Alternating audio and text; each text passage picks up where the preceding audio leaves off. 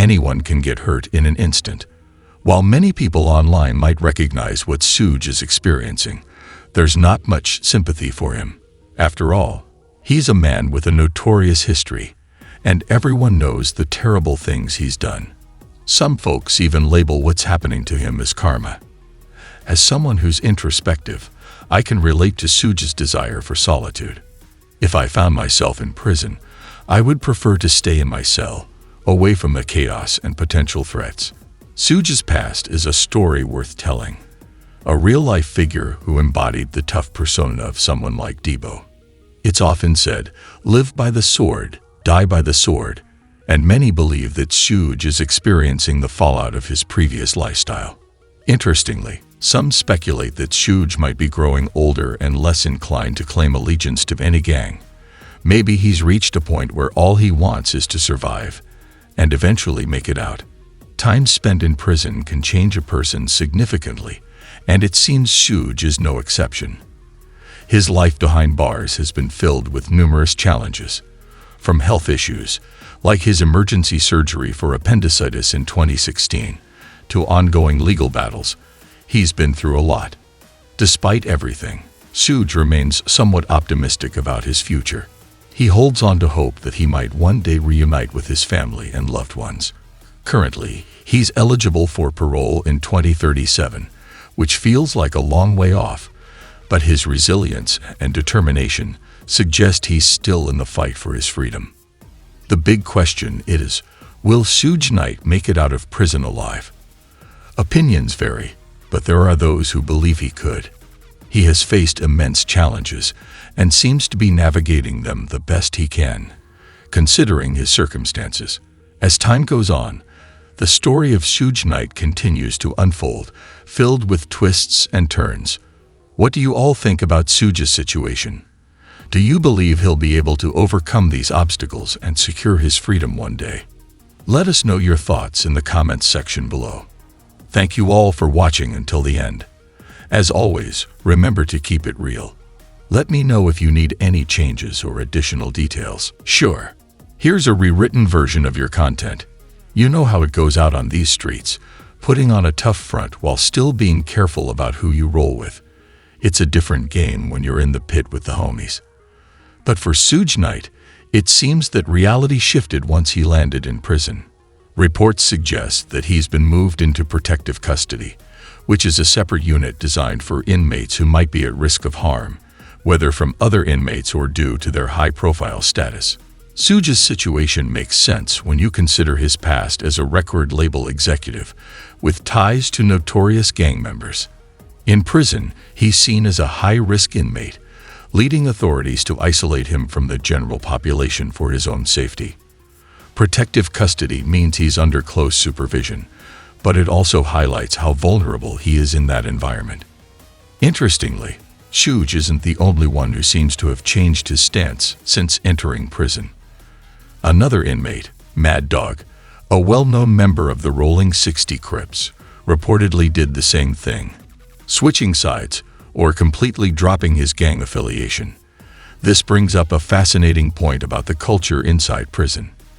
The inmate who spoke about Mad Dog noted that he had seen him around but wasn't familiar with his specific situation.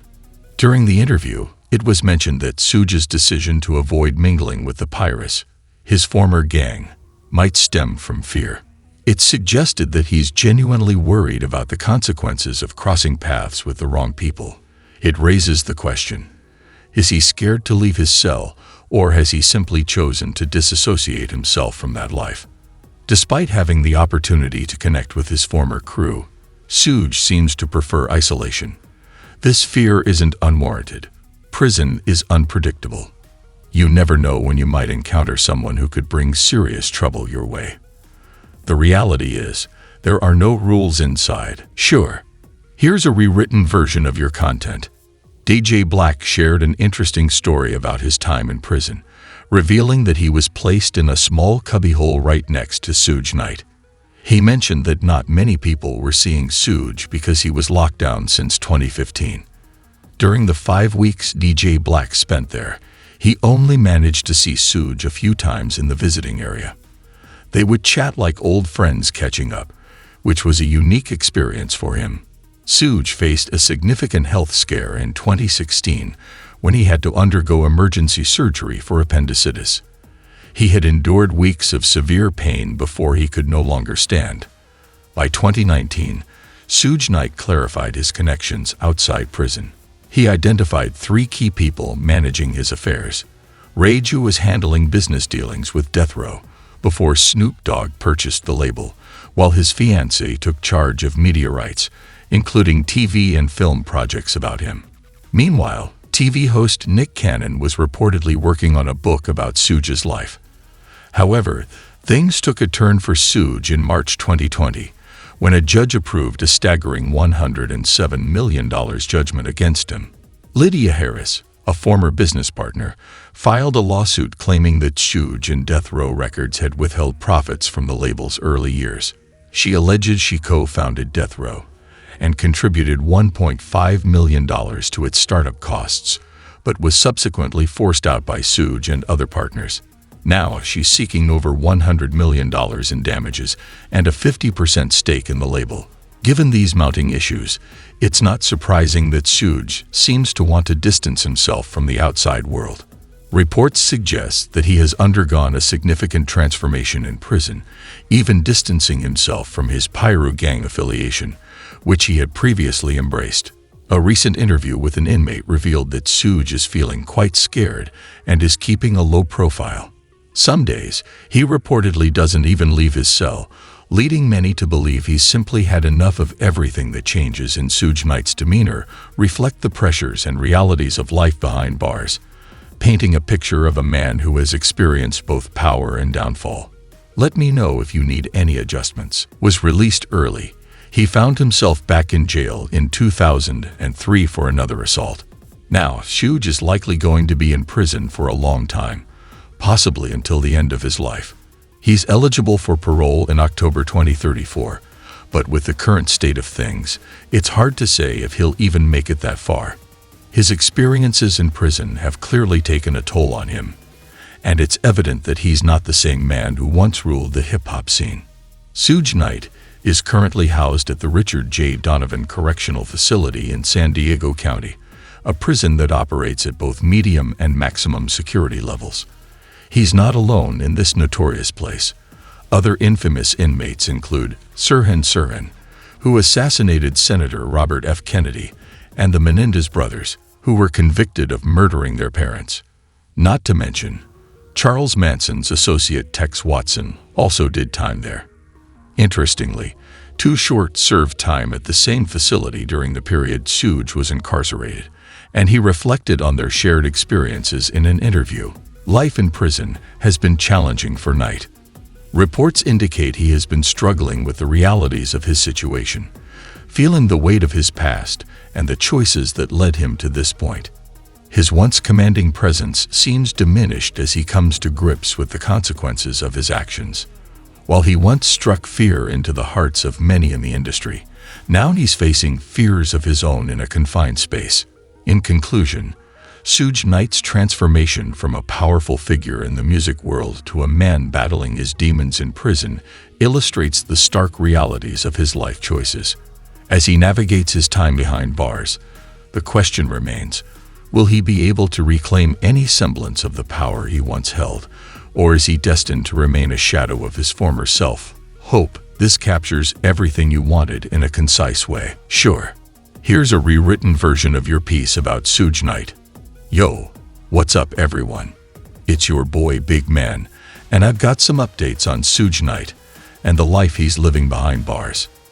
You might think he's still holding it down like he did on the streets, but brace yourself for some surprising news.